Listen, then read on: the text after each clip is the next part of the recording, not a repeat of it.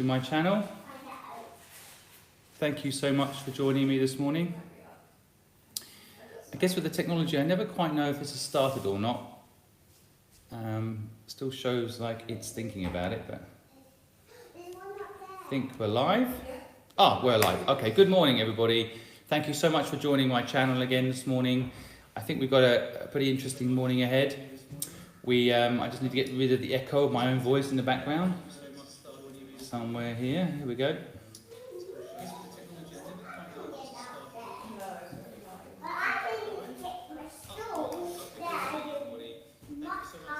So, I guess at the beginning of these lives, it takes a few moments for people to join. But I've got an interesting morning ahead, guys. We have a few really interesting startups coming on to talk about what they're doing. It's going to be an interesting morning. One of them, no surprise, is a dating app. I bet you've never heard that idea before, a dating app. But I think actually they've got an interesting twist to it from what I've seen so far. So I just, before we start and introduce our first founder this morning who's going to tell us about their business, I'll just give you a quick update on what we're doing here. So I'm going live every Monday, Wednesday and Friday. I'm now trying to also encourage my network to get involved and basically help entrepreneurs for free to support them to create businesses that can make the world a better place for my son later and you maybe if you're young. I think there's a whole opportunity right now around innovating in wellness, health, of course education, and anything that really, for me, that brings, I guess, resources to bear on people that need it. So that's what I'm doing. I have a mission to try and help 10% of the world's unemployed start a business of their own. I think that could be a way out of the problem of relying on someone giving you a job and therefore you being unemployed. I think in this day and age there's so much opportunity and so many ways to connect to people through things like this, where you can go online and connect with people and share and so I just think that today is such an opportunity for people to be an entrepreneur. I started being an entrepreneur 30 years ago and it wasn't easy, but I'm so glad I did. I'm in control of my own destiny. I could do what I want. And this morning I can go live and help people for free because I want to, not because anyone's told me to or because I have to do it. I feel like it's my calling in life to help people do this, so that's what I'm doing. So I've got a caller waiting, so I'll just let you know quickly a few other things before we jump onto the first call with the first founder. I've got a new video log coming out on Saturday. Connor Wells, if you're listening, thank you so much for getting that right and helping me get that video right. So that'll be going up on Saturday. The basic headline is "Risk is a Skill." I think a lot of people see risk as a negative thing. I actually see not only fear as a skill, risk as a skill, and luck as a skill. And I think if you leverage these things right and don't assume luck is random and don't assume that fear is something to shy away from, then I think you can really have a very different life. So I love fear, which a lot of people don't understand. I think if I feel fearful, it makes me want to do it more. For most people, when they feel fear, it makes them want to pull away. So I'm going to talk about that in my video blog on Sunday. I'm going to release it on Sunday. Normally I release it on Saturday, but I'm going to try a different time on Sunday, releasing it about midday on Sunday. And so you're welcome to join me. I'll be on the live chat when I'm broadcasting that new insight. So that'll be Sunday 12 noon. If you're watching me now on YouTube, you can set yourself a reminder in the video on YouTube box. It gives you a reminder of the video. It's there already. Just have a quick look. And so 12 noon on Sunday, that will be going live. I'll be there in the live chat also to answer any questions you might have from my points and from my lessons. I try to make the video logs entertaining, so it's just not, a bit like this podcast, not just me talking. Hopefully it's a bit of entertainment. It's 10 minutes, but I guarantee you, if you listen to that video log for 10 minutes, it can make the next 10 years of your life 10 times better. That's kind of what I'm trying to do when I produce this content. I'm trying to think of ways of getting knowledge that I have. I've learned something new every single day since I became an entrepreneur at 15 years old. So if I can get those learnings that I've had every single day over to you to either help you start a business or help you grow your existing business, to me that feels purposeful. and then hopefully you take that knowledge and do something meaningful with it yourself. So I interviewed Adele Parks yesterday. She is the UK's best-selling fictional author. She sold over 3.8 million books. A new book just released last week is already in the Sunday Times bestseller list. She's a fascinating individual. Kind of started out really as a single mother in many ways. She basically has now got a partner, so she's no longer a single mother. But she, when she started out her career, she risked it all and started to be an author. And her first book was a hit. And she basically grew it from there. She's now written 20 books. Anyway, she's a fascinating individual, and if you get time, please go listen to that podcast. You can listen to it by just saying, "Hey Siri, play the Good Luck Club podcast," and now Siri's going to play it. So I need to, let's see. And you can also, of course, get it on Spotify. It's free on YouTube, so you can also go on YouTube and watch it. So you can also get access to it for about 20 different channels, I think we're listed on now. Through the goodluckpod.com website, you can get access to all the podcast platforms that you could possibly want. I'm always interested in what you guys, when you listen to podcasts, and if you do listen to podcasts, what platforms you do listen to them on. I think it's always useful to understand, what would be useful for you guys to have as far as platforms are concerned. So let me know. All right, so I've got an entrepreneur waiting, so I think we'll jump on. While I set up, just to let you know that next week's podcast is with Deborah Khan. She's a fascinating individual. She had a high-flying job at Wall Street Journal as a journalist on TV, very well known in Asia, and she gave that all up to start a charity which is called Being Patient, and it's all about helping people understand certain diseases, especially caregivers who are looking after people with certain diseases. Help them help people they're taking care of. So it's a fascinating interview actually. I think you guys are going to really enjoy that. That's next Thursday at 10 a.m. again on YouTube. Alright, so yeah, I think we're ready to go. Let me get this up on the screen. I'm also keeping an eye on the chat, guys, so if you guys have any questions, you can ask. And I think we'll have our first guest on now.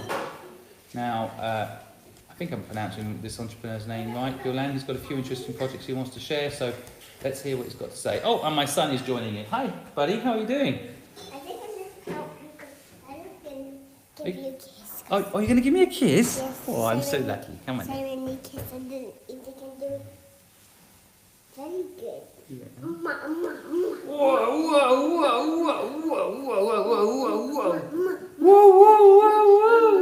Amazing. Oh, good morning. Good afternoon. How are you doing? Good, in sunny Hong Kong, you see? Oh, you're at sunny Hong Kong, yeah. Wow, okay. You've got to talk when you say it, because I can't see the view. Say hello. Hello. Yeah, no, I can see it. Yeah, it looks amazing. I miss Hong Kong. It's Karen Bay.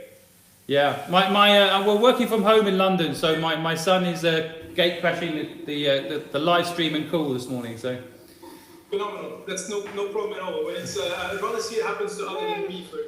Yeah. I like to include him as well. He helps me with my podcast and helps. I think he's going to be a very helpful person to entrepreneurs in the future. That's the idea. What are you going to do now, buddy? You want to sing it? Get involved early. What?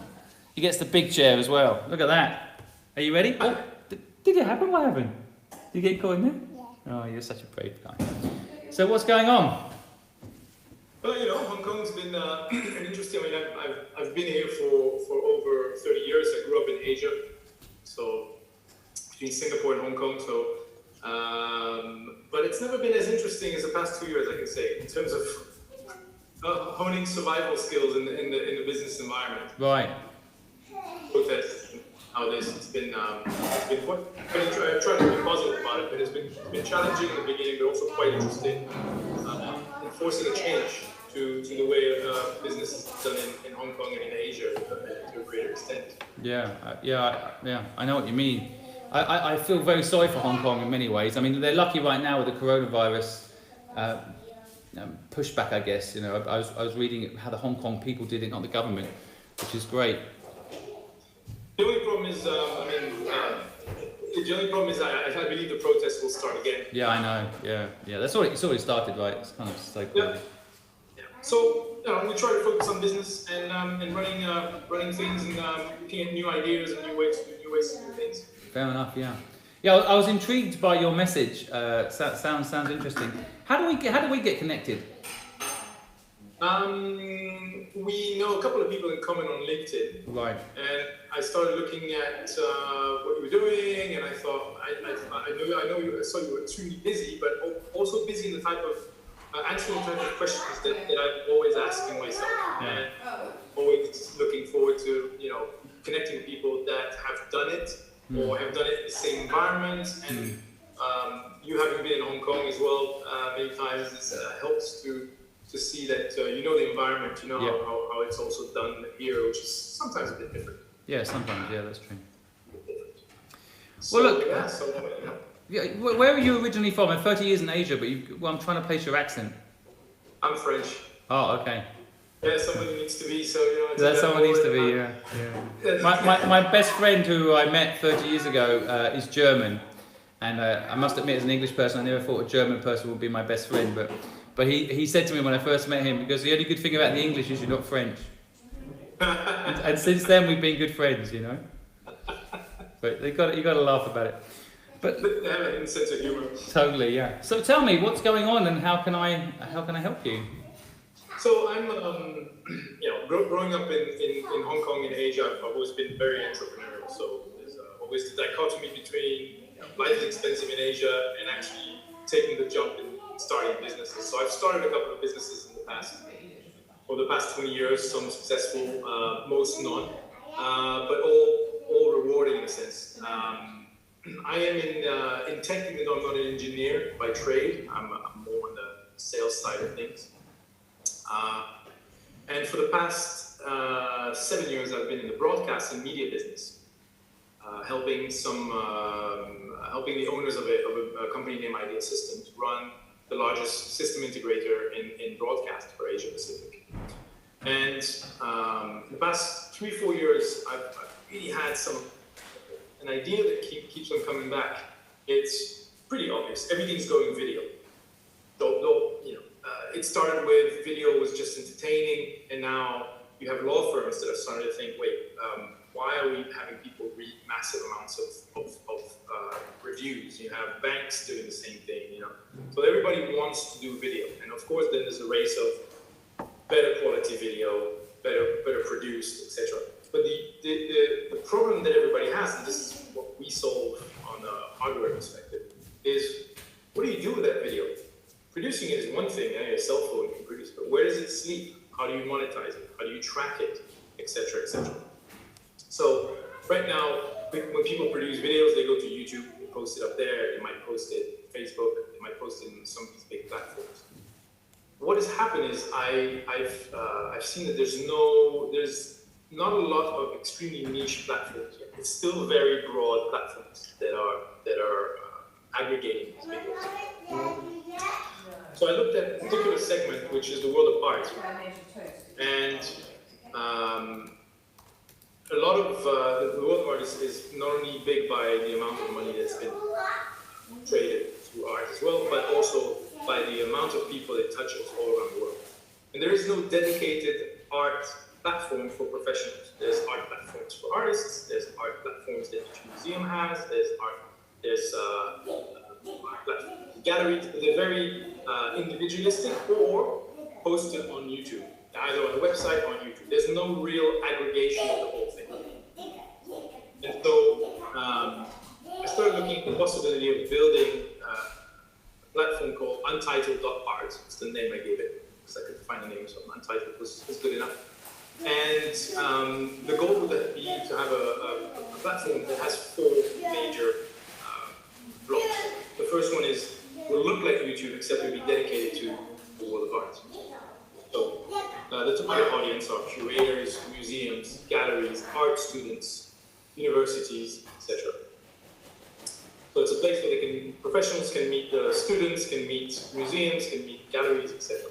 And so that the first part would be people can log on, have their own video channels, put their content there, and then exchange it The second part will be what is very, very fast growing, we all know, which is a webinar platform. So on the same platform, so let's say you see a curator, you're a student, you see a curator that you really like, you chat with them, subscribe to this channel, follow. But let's say you're this curator, suddenly you say, I want to do a webinar. You don't need to leave the platform. While you're on that platform, you go to plan webinar. Yeah, you can make it paid or free. And the other members can look at the schedule of who's doing what. And so the fantastic thing is that it'll be niche but eclectic in a way. You'll have everybody, but it'll still be art. So the artist doing a new painting live, it could be professors, it could be museums doing an unveiling in 3D of a gallery, etc., etc. So that's the second part, the live events. Obviously, the library would be accessible in VOD for further viewing. The third part would be case studies. Case studies would be just basic things. You print, you have a review that you've done on 17th century restoration of paintings, and you put your case study in there. Everything that's non-video, people can subscribe, people can chat with you, ask questions, and take the debate offline if needed. The last part would be classic board, but for jobs, but just for this industry. So these are very niche jobs, and oftentimes, just like for videos, they get lost into massive platforms that cater to everybody. So the goal here is to build the back end first. The front end is not that complicated. It's the back end. You have a video platform, you have a live webinar, so you have these blocks that exist already, but it's putting them together, building the glue around it, and then having a front end tied to it. The revenue model is quite simple. It's licenses. So you have a professional license. Let's say you're a museum, you buy a professional license to have your own channel on the hub, let's say. Then there's an individual license, then there'll be university licenses. So universities will buy seats for their art school students. So University of Hong Kong will say, hey, this year, for 150 students, if you're in the art department, you get a license for unlimited art, so you can access and meet people. Meet curators, meet museum owners, meet private galleries from all around the world that are aggregated in that platform and have the debate going. And so it's reaching three different types of revenue streams. The government, where universities will pay, usually it's going to be government funded, it's going to be private owners for promotional purposes, and it's going to be individuals. The kicker on this is that once you build the back end, you can imagine the back end can be recycled to any front end platform that is niche. So people could very conveniently say, my brother's a surgeon, for example, and he's already told me, if you build it, I will just use it for a medical platform where doctors can have their own channels, put their operations. So same format, share the videos, procedure, showing it to GPs. The webinars where professionals can come in, specialists, and talk to GPs around the world live and VOD, case study discussions, and then job role. So the back end is a very important part because you can demultiply that. So that's the real part that's really interesting for me. It just so happens that our company is involved in media and cloud, so we already understand the architecture of building something like this. But it's the next step in having other specialists getting involved in that. Got it. Yeah, I have a lot of things going through my head on it. Before I kind of jump in and start telling you what I think. Why this idea? Why start with art first of all, and why this idea? And what are you actually doing full time now? So right now I'm running this company, Ideal Systems, with the shareholders. Right. I've always been, art is very simple, so I've always had a passion for art. I've been stuck for 25 years in the world of engineers, and my passion has always been art, and I found it difficult to find these kind of platforms. I had to jump from Instagram to, museum pages and things like that, and I thought, well, we already do backends like this, or understand them. Why don't we do one for, proper in the drain that can be recycled. There's some on the market. There's already a lot of companies doing something like this, Panoply and things like that. But the problem is they're not flexible for customization and branding. It's very difficult for them to put your own branding on it. Yeah. Yeah, you got me thinking. I think, well, first up, I'm not a big fan of art in the sense that I appreciate it, but I don't know anything about it. I've got a few bits of art, but, you know, if you ask me, I just think they look nice. You know, that's as far as my knowledge goes. Funnily enough, I don't know how you feel about this, but my neighbour owns, I think, the largest art show website in the UK. And so I just texted him actually to come on and have a chat if he can. I don't know if he's free. And my view on competition, by the way, I mean, when you hear that, you might be, oh no, I don't want to hear my idea, but half of me, you know, what I've noticed over the years is that, like you're talking about, execution is the hard bit, and teaming up with people that maybe already have built up a certain client base, a certain reputation, and you build the back end, for example, could be an easier way to go. But and I've always found that, you know, people who think I'm their competition, and then we have a conversation, you soon find that you've got different skill sets and you can work with each other. And frankly, otherwise you're competition anyway, so it doesn't really matter, does it? You know, it's yeah. So I mean, I'm sure MySpace, sort of Facebook, they should have teamed up with them. Instead they competed and they lost, right? So it's kind of like, the point I'm making is you could be a new player coming to the market, even if my neighbour has got this fantastic platform, which he does, you could still win if you competed, right? It's all... I mean, look, there's a part of me wants to, a big part of me, the entrepreneurial part, is always the dichotomy. You do it a little bit for money, or a lot sometimes, but you also do it because of the pleasure of building something new and giving it to people. So on that platform, one of the very interesting things for me is the educational part. Is bringing guys that are normally only on the Christie's website, on paid content, only on the Getty Museum's website because it's my curator, and YouTube you're going to get lost. Bringing them to a platform and giving them the validity of doing that, and then opening the gates for all the students to come in. And have that exchange your passion. And when I mean, for me, it's art because I like the history of art, but it could be any platform. Right. You can do a dedicated platform for something, but a niche, because the problem we're having now with the crazy amount of videos we're seeing is we're starting to serve videos like we did the MP3s when they first came out. We listened to 16 seconds of the song, boom, next song. We don't listen to songs like when we bought the CDs, and it's the same with consuming videos nowadays. So going back to niche platforms really helps, especially when you're talking about education and things like that. You know, the older generation get things better, longer attention span. Yeah, the attention span piece is interesting. I don't know if you heard that Joe Rogan, who has a big podcast show, he basically just did a deal with Spotify. Anyway, long story short, he's got like 2-hour videos that he interviews people for 2 hours, and people are tuning in for 2 hours. So I think there is a slight misunderstanding about the attention span. I think if the content's good, and if people are interested, they will tune in for a long period of time. But I think they do on the particularity of podcasts. It's an audio. So I listen to podcasts, but I listen to them on a focusing in, focusing out.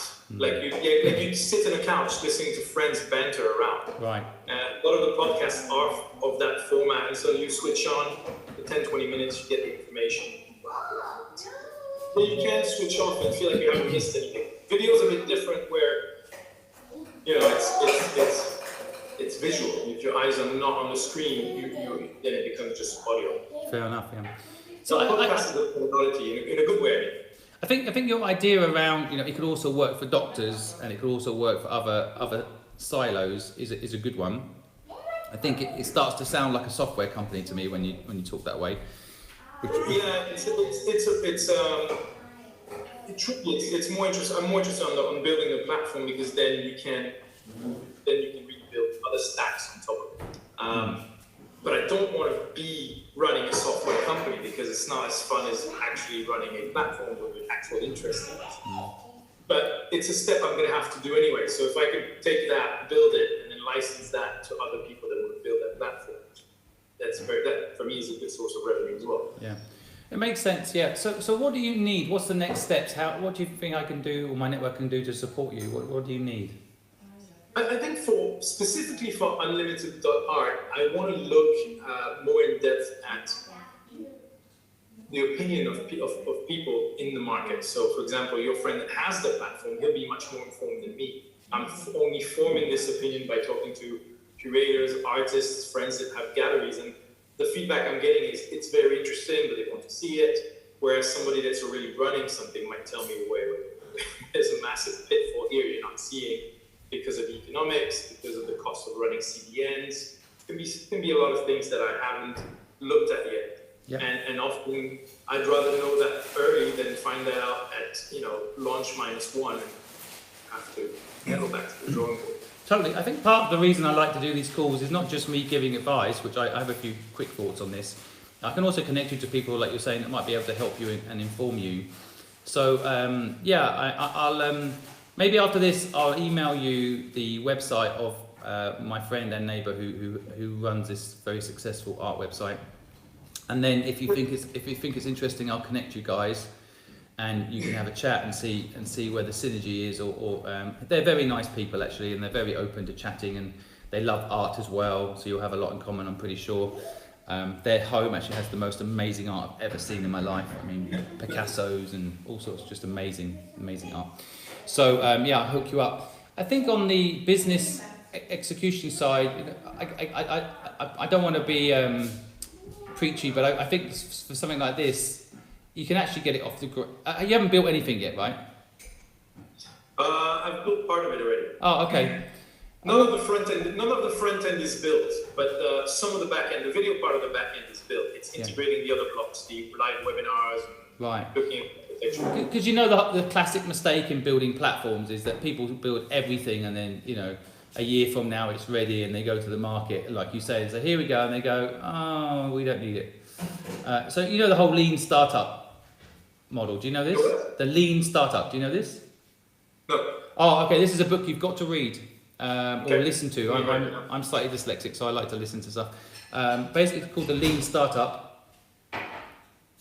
I feel that I end up being a marketing machine for books like this, but it's a really good book. It's a really good book. I mean, you might have heard people in startup world talk about it from time to time, but it talks about things like minimum viable product, and in there they have a case study from Dropbox. How Dropbox got going. They didn't go and build Dropbox and then go to market and say, would you like this service? They just did a video, ironically. They did a video of what it was going to do and how it would work, and asked people to sign up if they needed it, and they got hundreds of thousands of people to sign up.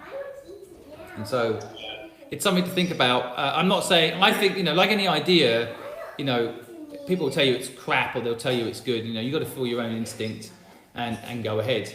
But equally, you don't need to spend a year, because another way to do it, another thing in this book, so I'm starting to tell you the whole book, might not need to read it soon, but the premise was kind of like, can you do it manually, offer it to one or two galleries? I mean, like you're saying, you take an element of Zoom and their technology, you take an element of a Facebook group community, and you take an element of, an art gallery virtual reality tour, which I'm sure there's a few already built, and you put them together, you cobble it together. It's not the platform you want, but it does what you're talking about under three different things, and then you just get a GoDaddy site and you stick those three things inside the GoDaddy site, and then you've actually got the beginnings of something you can say to a client, okay, this is unpolished, but would you use it?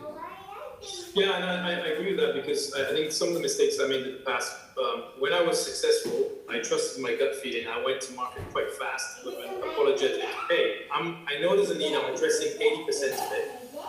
Give me a month, I'll address 90% of it, and then there'll be a finished product. And the times where I wasn't successful is over-engineered, overthought. And by the time that happened, some guy launched it, unpolished, but got the initial adoption. Exactly. So, and I can just say, once an art gallery signed up to one of these things, they're not going to sign up to a second one. Unless the one they've got isn't delivering. So I do think, get to market. What I like about you is that you're open, you're willing to share the idea with the universe, and you're not scared of that. But, and I think that's a really strong trait in entrepreneurs that are willing to do that. That's why I encourage people to come on and broadcast what they're doing. But equally, you've got to move fast, otherwise someone else will do it. Oh, yeah, And for sure. it's No, being done right now. Right now, someone's building exactly what you're talking about, 100%. For sure, but that is exactly why when it's about the idea and the speed of execution rather than protecting it at all costs. Totally, yeah. Yes, but have a read of that book. Read it quickly, because I think that will give you some insights to like, and then get you thinking like, you know what, how can I get this out the door next week, and start, you know, because I think that there is going to be. I like the you know the galleries and so on and paying. I think that's an interesting model, kind of the Microsoft software model, which I think is it's an interesting idea. But getting those galleries to pay anything right now, I mean, they're going to be super sensitive about spending money. Everyone is, right? So you know, you're going to have to run a free system for a while. So you know, if it's free and it doesn't look polished, people are okay with it. And then once you've got adoption and people are on it, if someone else comes along and says, we're going to do this, we're already doing this one, you know, even if you've hooked them in for free right now and it's all cobbled together and you're doing it all behind the scenes, you know, cobbling a Zoom event together with, you know, some virtual tour of a gallery, I just think that move fast. Definitely something in it. And I know, I'm also thinking, and this is something else I can maybe try to introduce you to, I know quite a lot of the people that have built the bigger art events. So they would be good partners. I mean, they've got massive databases. Definitely, it's and also one of the things that is accelerating adoption of these platforms is they're more and more going online. Post-COVID, we're going to have to really reassess how do people appreciate art? How do people get to see it? So I think that's going to play in the sense of online is going to be even more important, where people can have a taste of the museum or the gallery.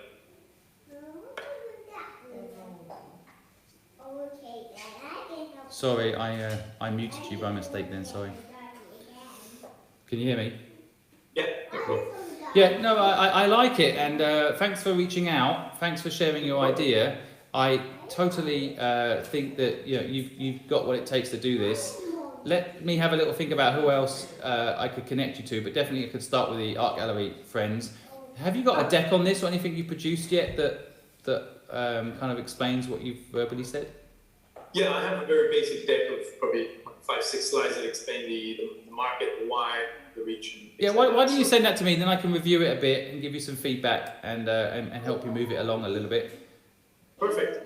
Thanks so much for doing that, Simon. It's Pleasure, no it's problem. not everybody does that. It's really enjoyable, and I think I like the openness of it. Yeah, thanks. No, I enjoy helping people. I got a lot of help in my career, and I'm at a point in my career now where I can spend the time helping people, as long as they don't mind my son jumping into the screen and joining the meetings. As long as people don't mind that, then I like it. I like to help people that are doing interesting things too.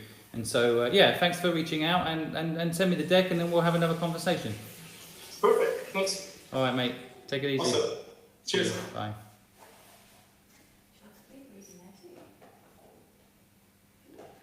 Hi Simon, how's it going? Good. How are you doing? I'm good, thank you. I just want to say thank you for having me today. And when you told me, when you invited me to come on board, I couldn't believe my luck. Right. That I'll get to tell you and some of your audience about my idea. So thanks a lot for that. No problem at all. I always like it when people reach out and are sincere. And I must admit, when I first read your message, and I read dating site, I initially switched off, and then I saw the Maya Briggs piece. So, just for the audience, why don't you just tell us what you're thinking and see how we can help you? Yes. Okay. First of all, let me say you always talk about the benefits of having a purpose-driven business versus just finding a market gap and trying to fill that gap. Well, with my business, we're trying to do both. We're trying to make dating smarter and more meaningful, and at the same time, of course, we're trying to turn it into a real for-profit business. So we're trying to combine the best of both worlds. Now, it's called You're My Type. It's a dating app, as you said in the beginning, and it's based on the Myers-Briggs personality type indicator. Now, I chose that framework specifically. I could have chosen the Big Five, I could have chosen one of the other frameworks, but I chose this framework specifically because it's both informative and it's fun. And you can tell that it's both because there's a community of 1 or 2 million strong of people who are completely obsessed with Myers-Briggs, and you don't find that with the other personality frameworks. Like, you just don't. I myself, I'm coming from that community, so I'm actually an insider, and I'm building it from inside, so I think that gives me a bit of an advantage. So yeah, we want our app to be both meaningful, but also fun. We don't want it to be serious like eHarmony, for example, where you don't feel comfortable sharing or talking about it with your friends, okay? We want it to be a bit more like Tinder, where you're comfortable all sitting together and sort of using it at the same time. So we're trying to kind of like mix the best of both worlds, the seriousness and the fun, because I think that's going to be, that's how we want to be perceived, and that's going to be key to our marketing. So when I contacted you, mainly I was looking for two things. The more important thing is actually the marketing and PR. So I'm looking to, as organically, as best as I can do it organically, because we're bootstrapped.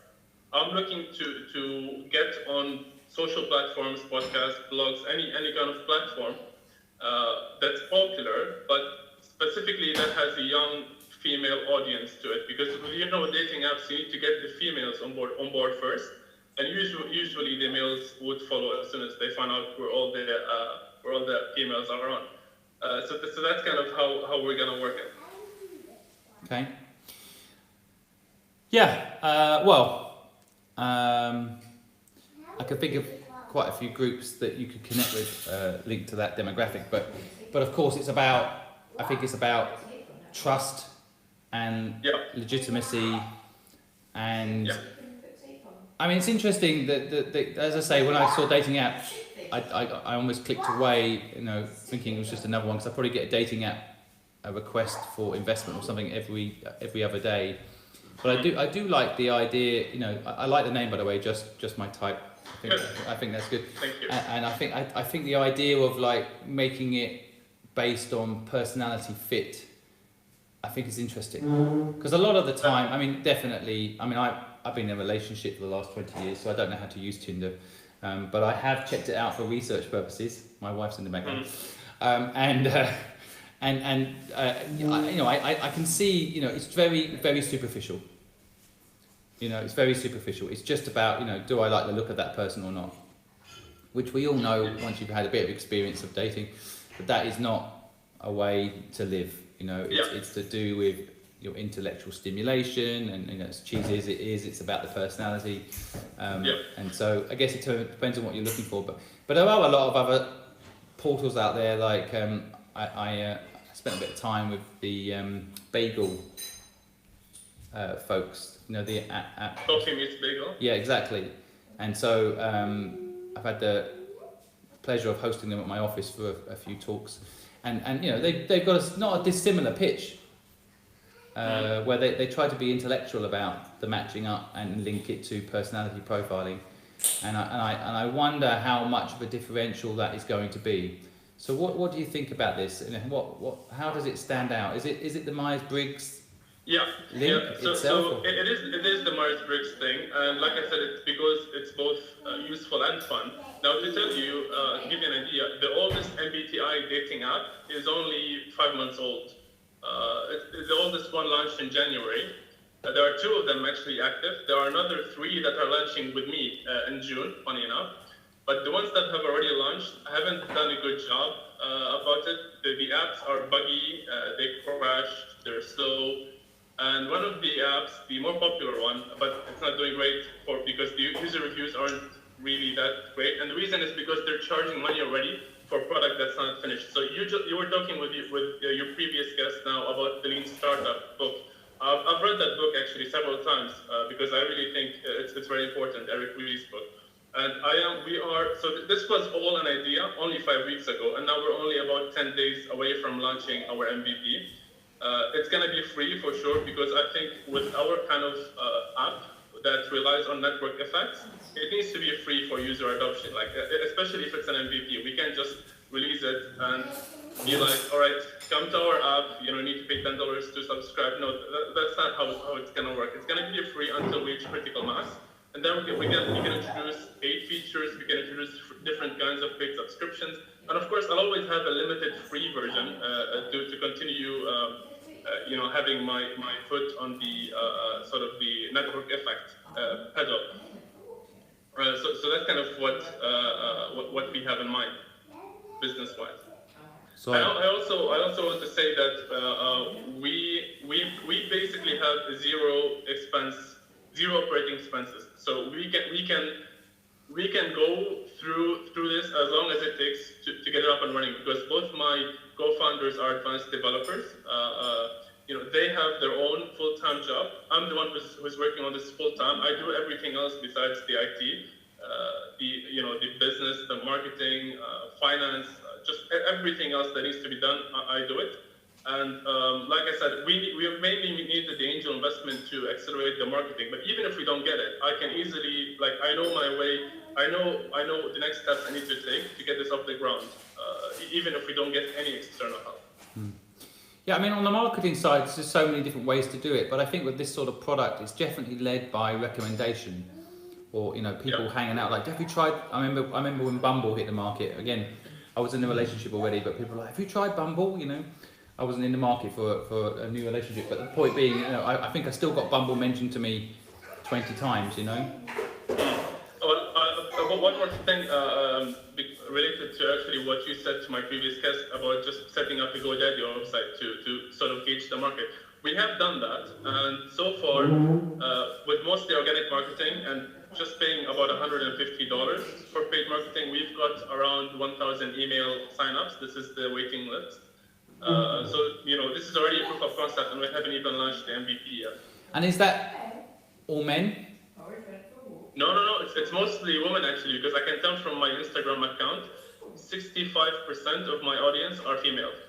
And I also have the age demographics. Mostly, hold on, I'll check it out quickly. I think there are two main groups. It's 18 to 24, and then there's 24 to 35. I think that it's something like that. Looking at it now. Yeah, so it's 18 to 24 and 25 to 34. Those are my biggest demographics on Instagram, which translates to the email signups, of course, because that's where I'm getting most of my signups. By the way, which market are you targeting? The reason I say that is I lived in Hong Kong for a long time, and met a lot of people doing dating apps there. Ironically, they had the opposite problem. They had too many women and not enough men. Oh wow! Okay. Yeah. So just an interesting market to think about as far as getting both sides of the equation right. But yeah, what market are you targeting? Yeah.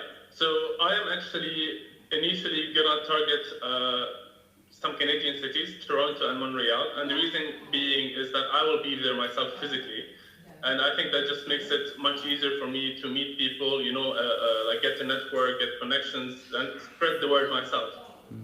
I'd really like to do that. And also at the same time, we might actually, because I'm getting a lot of inbound traffic from India, and I know that the dating app industry is really hungry to get into India. Like they think that's something that hasn't been fully explored. And because it's very cheap to do marketing in India, and I'm short on cash, I'm actually, this sounds a bit too, it might sound a bit too all over the place, but I think as an entrepreneur, you know that you have to try and experiment with anything, considering of course the downside and the upside, you have to experiment to find out what works. So I might be actually getting one of my Indian, so I'm going to McGill University in a few months to get my MBA, and I've been in touch with one of my Indian colleagues. He's a very smart guy, and he also happens to be in the MBTI community I'm in, the Myers-Briggs community. He's obsessed people. So that's been, again, lucky. He might actually come on board there because he seems to have a lot of ideas. He seems to be almost as excited about the idea as I am. I think that's key. If someone is both interested, can add value, and is excited, then it could be very beneficial to have them on board. So I am looking at going into both India and Canada at the same time, just because that's the opportunity that's staring me in the face. You should have a listen. One more thing. Go ahead. Because you mentioned the recommendation. You're right. With our kind of business, I'm looking more to influencers and social platforms, because I think for a dating app, you need the social proof. I don't think, regular paid ads on Facebook and other social media is going to do it. Like, we need the social proof to show people that this is, this works and this is actually cool. Yeah, I mean, I think at the beginning there is a brand awareness piece. Of course, users then using you, the holy grail is they recommend you. I think if you can position it in a way that, I've got a friend, and I've got a friend, a good friend, who doesn't have a partner, and I have at point said to her, just go on Tinder, try it, but she's not that type of person. So, I would love nothing more than to be able to recommend to her a system that would intellectually match her with someone. And so I like the idea of it's almost like a gift card that I'm not your target demographic, but I can give this gift card to someone else to then find the perfect person in life, that they deserve. Sort of idea. And I also think, by the way, I mean, I've managed to get traction on TikTok myself, just having fun with it. I've got 30,000 followers on there now. And it's interesting just playing around with it. But what I've noticed, these games where, it's a hologram kind of pretend I don't know if you've seen this, and names come up. Basically the game is, who should I date? And it's yes, sweetheart. Okay, I have to protect your food. So it's my little guy. He's just asking me to protect his food because he's going to the toilet and he's worried that the flies are going to get it. Now, if you can do an app that protects his food, I download that today. All right? All right. I'll keep an eye on it. Don't worry. I'll make sure no flies get it. All right? All right. Good boy. One thing you mentioned about the gift card, we do have, I've come up with a referral strategy which I think is going to be key for our organic growth, which is basically, it's going to be totally free, the app, for a while, until we get 100,000 users or more. But one of the first paid features we want to introduce, it's sort of think of it as Google Ads within the dating app. If you're of a certain personality type and you want to have your profile more visible, for people looking for your personality type, and you buy this paid feature $5 or whatever, and then you're much more visible. You're at the top of the search results for 24 hours. So we are actually going to offer that feature for free to all users who come on board if they invite 5 friends to download and use the app. Yeah, I think that's a good idea. You know what this is more like a brainstorming session, a little bit of marketing now, and we can come back to more practical stuff, but there is a part of me, I kind of hate free now, in a way. I feel then if you're free, then I'm the product, right? That whole thing, Yeah. On Facebook, people think it's free, so they think they're the client, but they don't realize actually they're the product. If it's free, you're the product, right? Yeah. And so part of me wants to suggest to you that when people make a pledge, you'll give them it for free.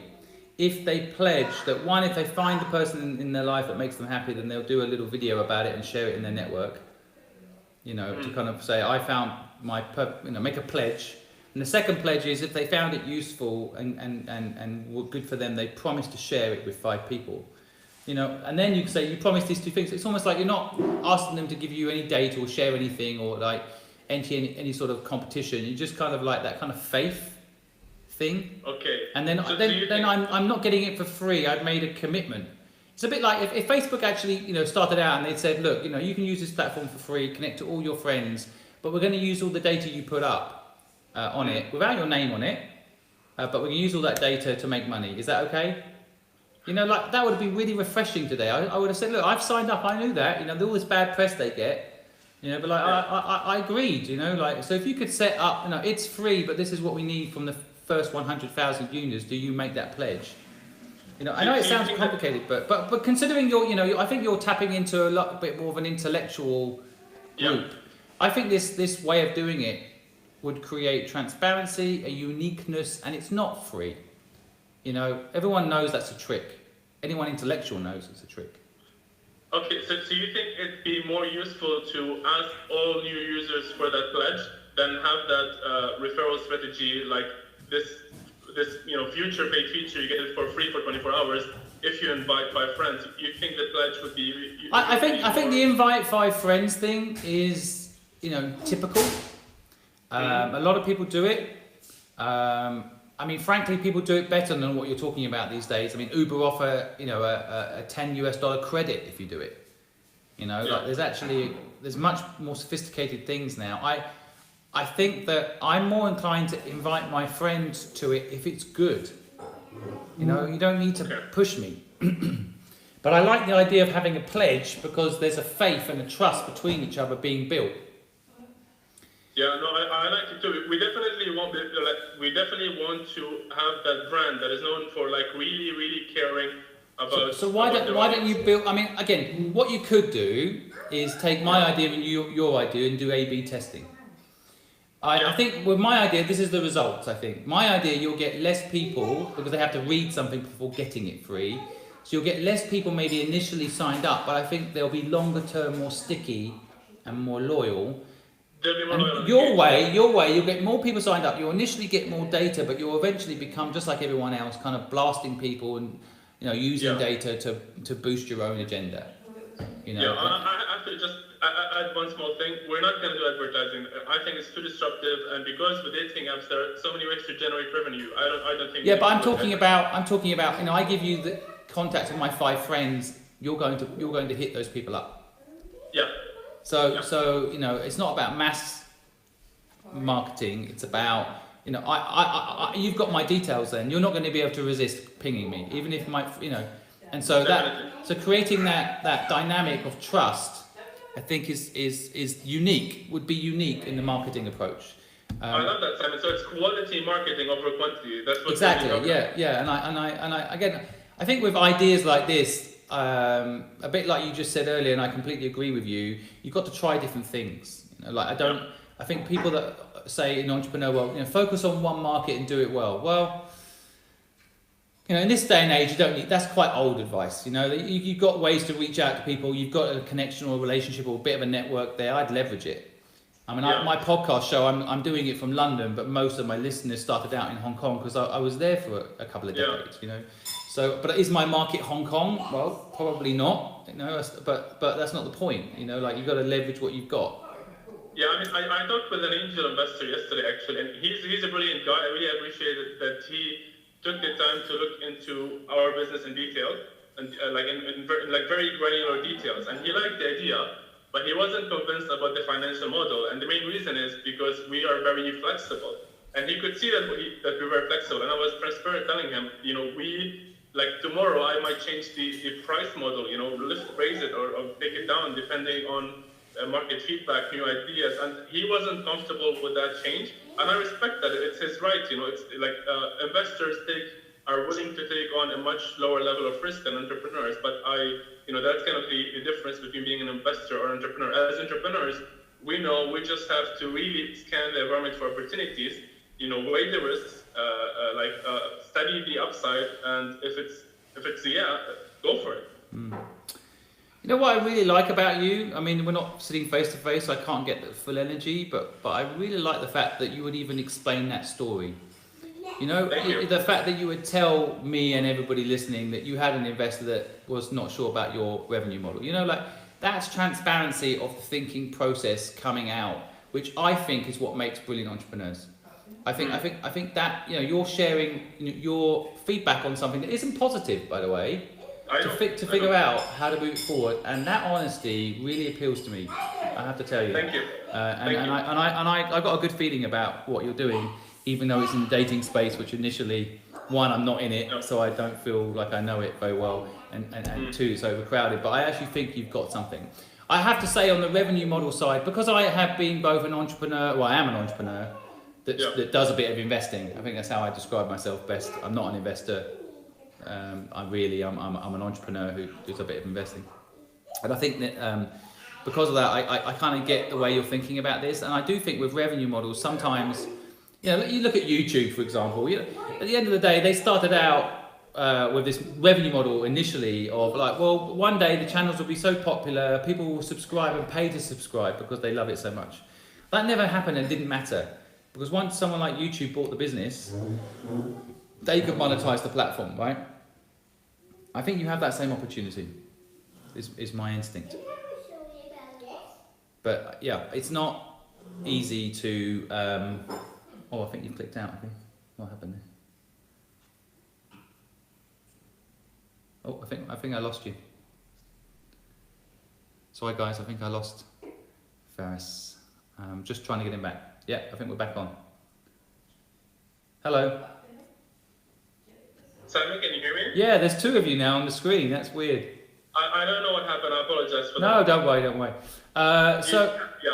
Where did you lose me? Sorry, I was. Yeah, you were telling me that you're an entrepreneur and you're also an investor, and then I blanked out. Yeah. Okay. Well, was it worth it? Let me just think back to what I said. I think basically what I was trying to say was the revenue model side sometimes can be overrated in the early days, because I mean, one of my favourite movies is Social Network, and Mark Zuckerberg, and it's like he's having an argument a little bit about like the revenue side, and he basically says we don't know what this is yet. Like charging for it, we don't know what it is yet. It's kind of silly. And so YouTube. I was saying YouTube didn't do that. YouTube had in their pitch deck in the early days. They had like, we will get subscribers on, and they'll pay. But they actually never needed to instigate that revenue model, and they were wrong anyway, because people subscribing to my channel right now on YouTube, I'm just happy if they subscribe. Getting them to pay, I get advertisers. It's not only that. It's actually that our main objective, really, I mean, financially, is not this standalone business. We're looking for an exit, because if we can really put it up as a dating app, from my own research, as soon as we go above 100K,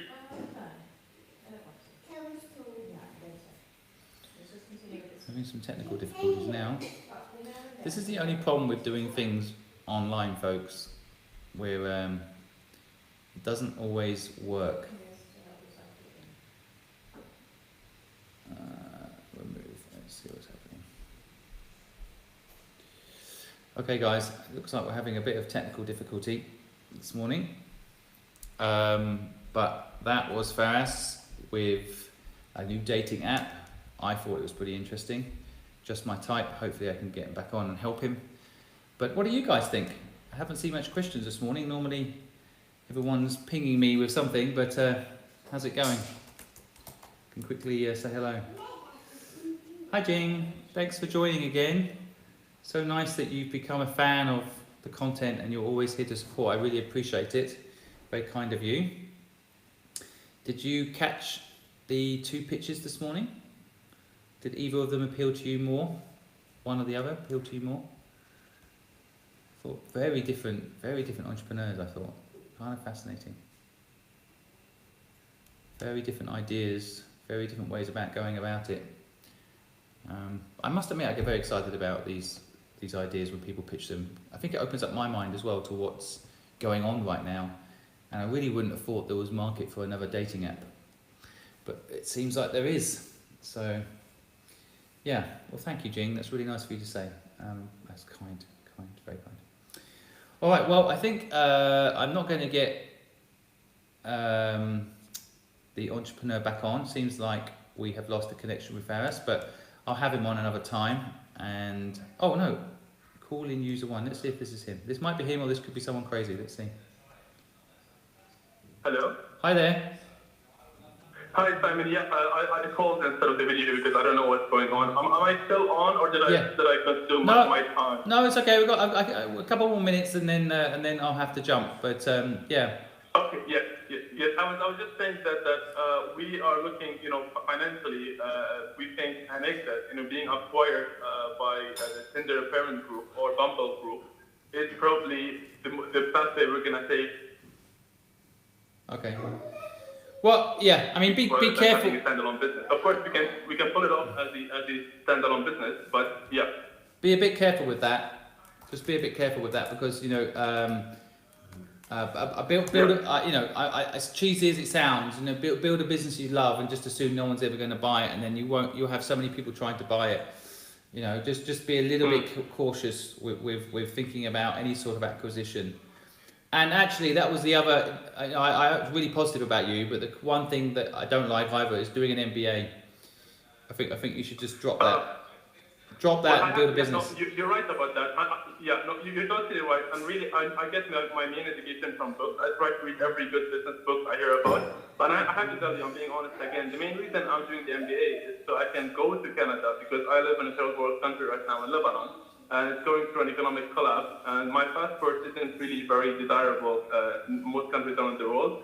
So I have very few ways to actually leave my country and sort of experience real first world opportunities. Okay, that's fair enough. That's fair enough. That's not the normal reason people are doing an MBA.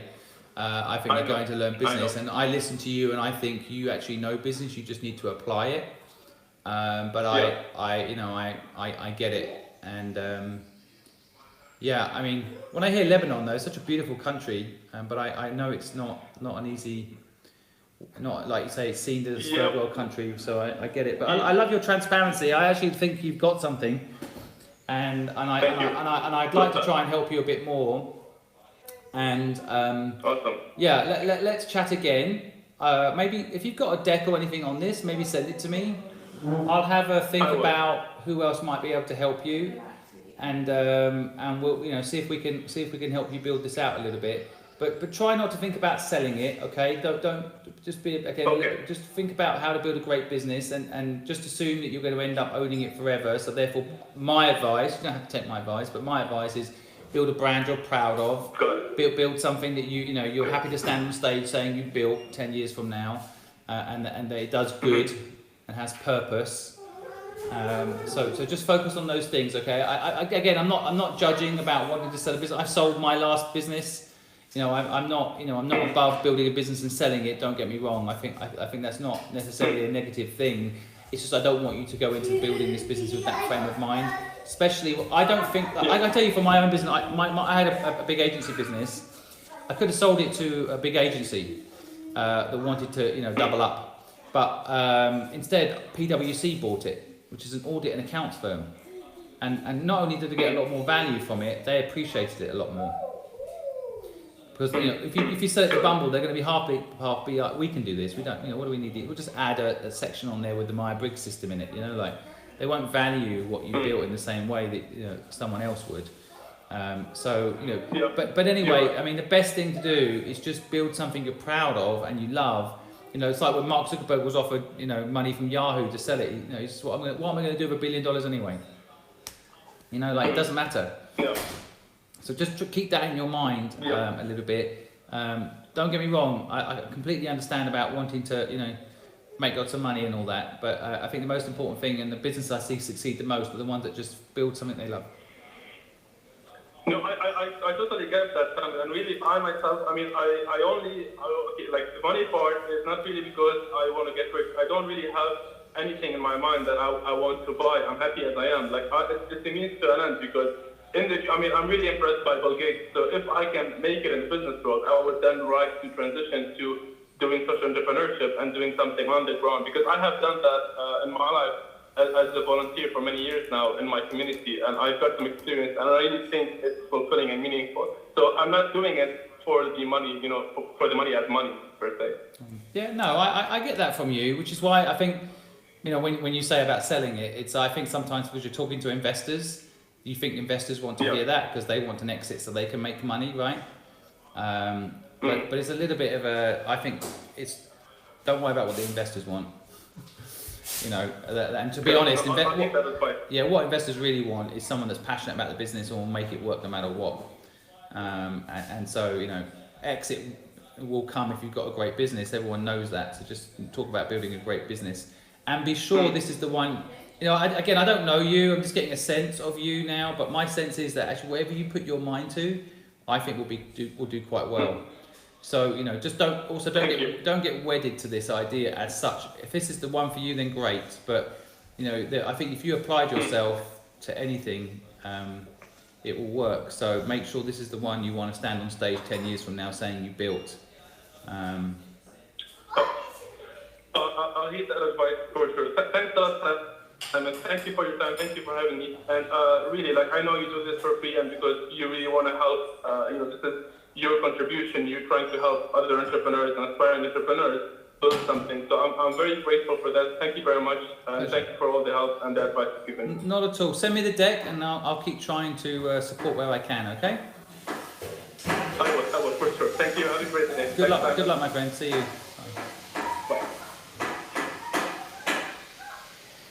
So that's it today, folks. As I said earlier, two fascinating entrepreneurs with very different approaches, both of which I really liked. Both were really sincere, really open, and really interesting. And so I'm going to start posting the links of these ideas in the comments. So if you guys like the ideas and want to get involved in any way helping these founders, you can. And today is Friday, isn't it? Yeah, wow, Friday already. So I'll be back online Monday 8 a.m. If you guys know anyone out there that wants a bit of help or needs a bit of help, would like to come on the show and share their insights or share their needs, maybe we can help them. And equally, I'm very grateful for the people that do join these broadcasts and try to help or support. And if you feel that this broadcast is useful to anyone, feel free to share it. Equally, if you guys need anything, please feel free to reach out. Luke, it's nice to see you on here again. Thanks very much for joining. Jing, as I said, it's so nice to have you as a new fan of what we're doing. And I really find you quite interesting too. I think there's you're destined for great things too. So I hope that you'll find this content useful to help you figure out what you're going to do next. And yeah, Connor, as always, nice to see you. Helen, nice to see you. Thank you so much for joining. I'll see you guys again 8 a.m. Monday. In the meantime, on Sunday, I will be dropping a new video, 12 noon, on YouTube. So if you guys want to join me for that, I'll be broadcasting the new video log, but I'll be there in the live chat. So if while the broadcast is happening, you have any questions or want to know anything, 12 noon Sunday, feel free to join me. Again, thanks so much for joining these broadcasts. I really enjoy it. I hope you guys are enjoying it too. And I'll see you Monday if I don't see you on Sunday. See you.